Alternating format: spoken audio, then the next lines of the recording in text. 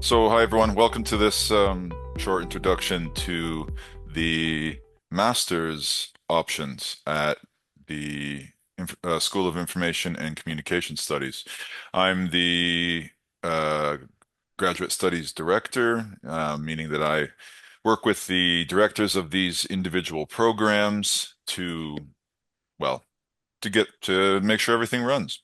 So I'm going to go through these five programs very quickly, give you an overview of what each one is like and the careers that people go on to do after studying these. So we have, as you see here, digital policy, library and information studies, human-computer interaction, information systems, sorry, and communication and media. So first off, we have the Master of Library and Information Studies. This is unsurprisingly for people who are interested in working in libraries, but it's not only that. It's also suitable for people interested in becoming any kind of information professional. So this involves people who might work in archives. These archives exist, in governments, but also in some large businesses and other forms of organizations, nonprofits, NGOs, that sort of thing.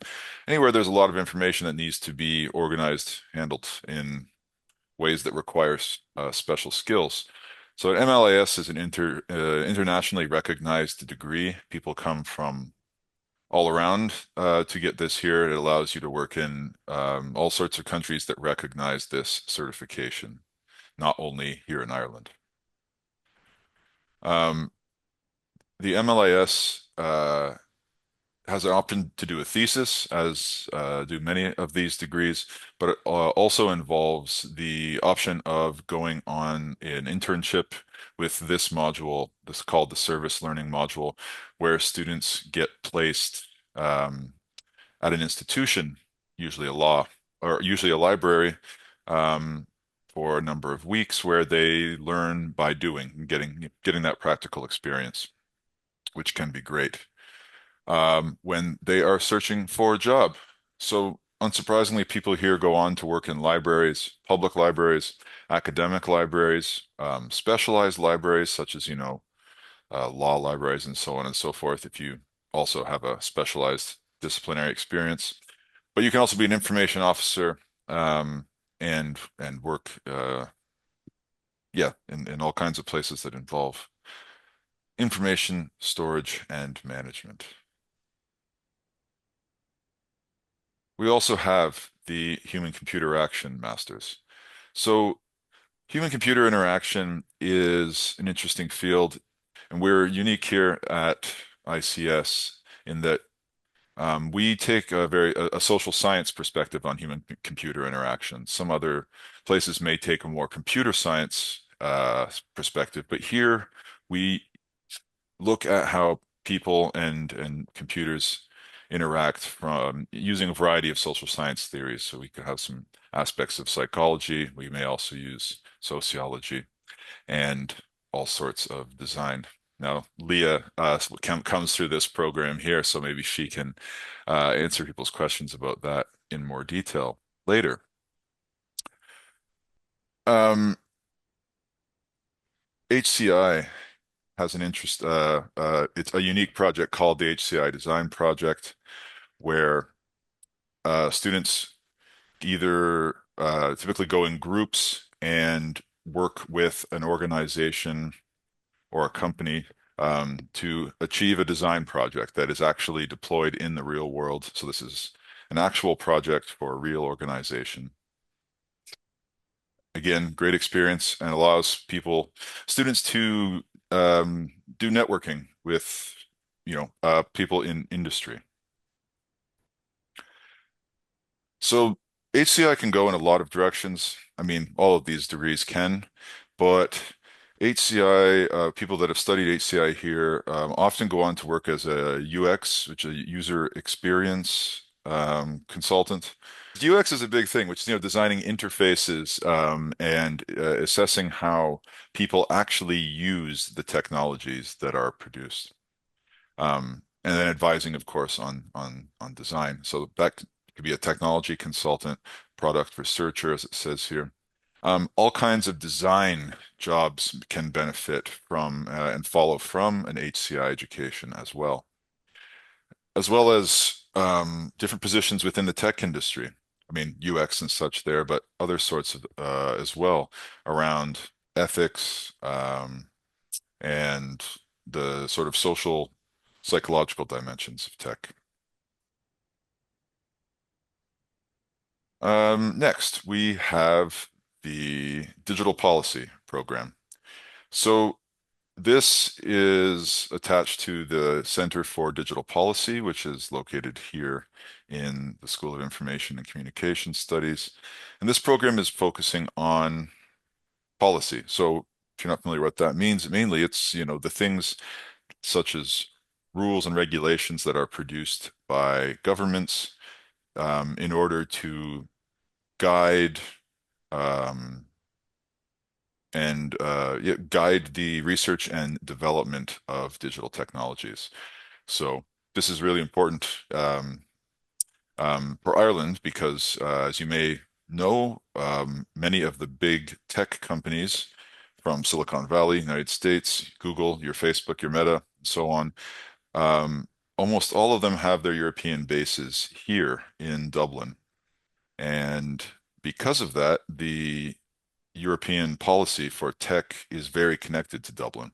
So the digital policy program is in a prime location to be on the cutting edge of European tech policy.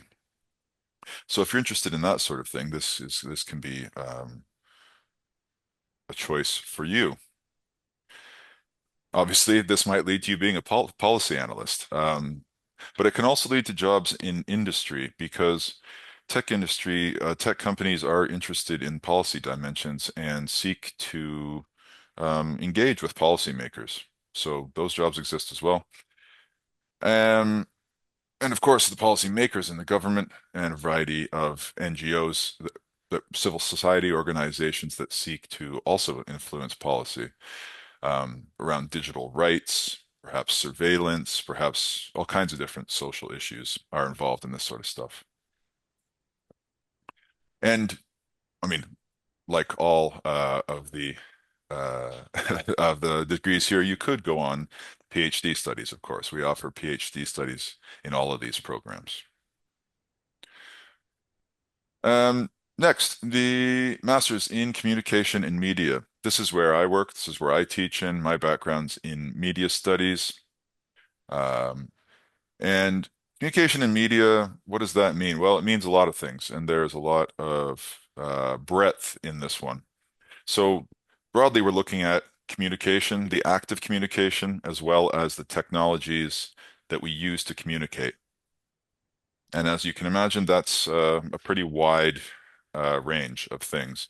So we're looking at all kinds of uses of computers for communicating, basically. We do stuff about AI. We do stuff about different kinds of work in the digital work. So work on, platforms, work in the software industries, work in the cultural industries, all kinds of stuff. As well as, we also study media texts here, right? We have people who study film, video games, so on and so forth. So in addition to the thesis option, here we have the media management project. There's two streams in this program. You either choose the more academic stream where you write a research thesis, or you go down the media management stream if you're more interested in the media industry side of things. And here, students plan, design, and deliver a media project for a community organization, usually here in Ireland, but not necessarily. And this is a thing they primarily do in the summer, although the planning begins earlier than that. You can see some of the organizations students have worked with here. So that could be like a social media campaign. It could be a website. It can be a number of different things depending on what the organizations need. And you'd figure that out in consultation with them. The career outcomes for media and comms. Well, things such as broadcasting and journalism, all kinds of social media related jobs, social media management.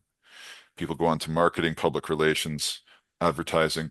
People also go to UX from here, and various sectors of the communication or various parts of the tech industry that are related to communication. People also go into the government, and the more policy related things. Uh, we have a PhD student who's currently working for the Irish government right now relating to uh, digital media policy. So all over the place, really. And last but not least, we have the information systems masters. So this information systems is um, a slightly more applied program. This is for people who are interested in learning not only social science theory and methods, but also some computational and technical methods. So here you'll look at the technologies through the social science lens, but also learn coding a bit, even learning how to do introductory level or basic levels of machine learning, right? AI. So this is for those people who want to get perhaps into building some software while thinking about it through social science lens. And here people can go on to a variety of tech industry jobs or a variety of, well, information handling, a place, jobs that require building software for information processing in different sectors. People have gone on to consulting, um, data analytics, which is a big sector these days around the tech industry, and government, NGOs. Yes. So that's the very fast overview. Way too fast, but happy to answer some questions about it in a minute. But first, I want to ask Leah to just say a few things about her experience. And Leah, you're just about to go up for graduation in next week, I believe, from the Yes. Human Computer Interaction Program. Yeah, exactly. Yeah. Hi. Congratulations. It's very Thank exciting. you very much. Hi, everyone, as well from me. Yeah, so I completed the master's, I think, 2 to 3 months ago in human computer interaction. And I chose this course specifically for this sort of social science lens that James has mentioned. Because that sort of fit my background quite well. I started in arts and humanities and then switched to psychology. So it was sort of the perfect choice for me because I was already familiar with and also very happy to continue researching under this sort of social science lens. And I remember sort of when it came to the application process, that it was quite straightforward and quite smooth. This was 2 years ago now at this point, so I don't remember very much of it, but that tells me that it was a very like simple process. The biggest thing for me was doing an English test, um, which was the most stressful part. And then the application itself, I remember I had to answer a few questions detailing my interest and my relevant experience. And I submitted 2 work references to my application and then was admitted into the master's. And the like degree itself, I had a very positive experience. It was a very rewarding um, choice that I made. And what I wanted to highlight today was that the classes actually cover like a bunch of different topics. There are loads of optional modules that I would have liked to take and I couldn't just because of the amount of commitment and time that I had.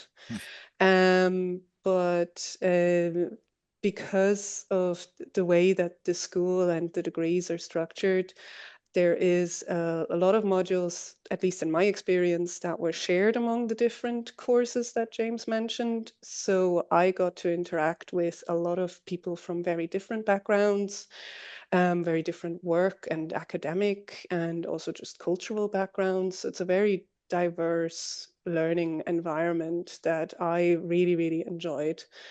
Um, And then another thing I wanted to mention is the amount of support and the approachability of the lecturers in the classes that I took, which I hadn't experienced at this level before. I took one class, for example, it was an optional module for me, so it wasn't mandatory.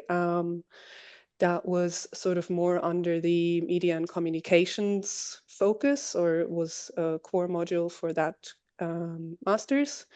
And the lecturer realized that there were a lot of HCI students in that course, and he actually created a new assignment just for HCI students so that we could create something that was more relevant to our skills and our experience. So that was just something that I thought was a really, really um, incredible example of the amount of support that you will get.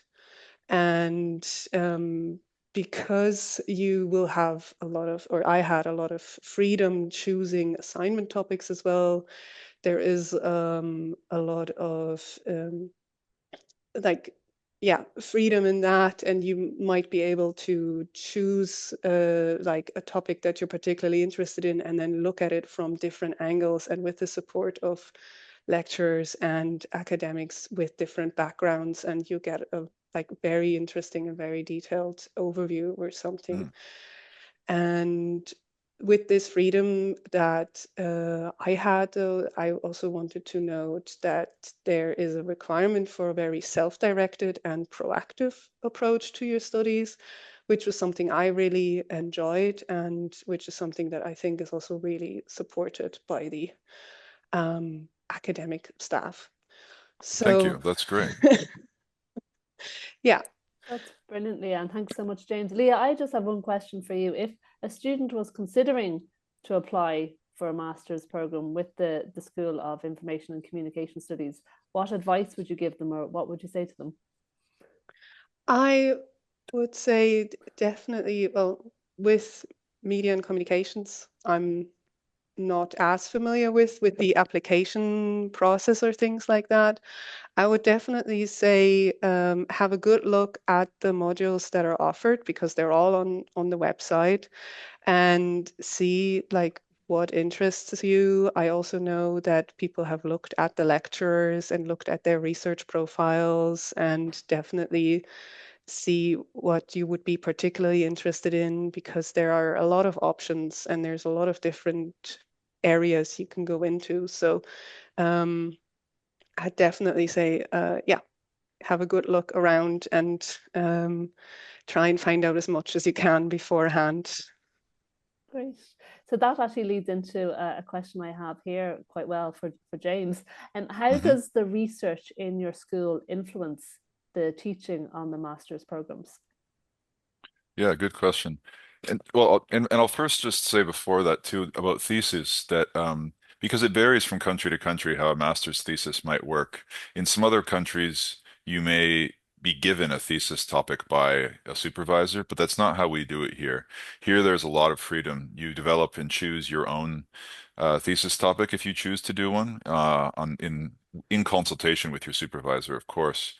But you have, yeah, absolute freedom here. It's what Leah was saying made me think about that. So, um, but yeah, so well, the research done by the faculty is deeply connected to the classes that we offer here in the modules. So, I mean, for instance, this year I've been teaching a new module called Future Tech, which a lot of modules maybe, go through the history of tech and get to AI at the end, but this one starts at AI and it gets weirder from there. Drawing on some recent research I've been doing. So starts from AI, goes to VR, ends up with, well, autonomous weapons, uh, robots for romantic purposes, all sorts of strange applications of information technology that we don't talk about every day. So, yeah, that's just one example. We try to bring the cutting edge of what we're doing into the classes so that students are, are also looking at the cutting edge.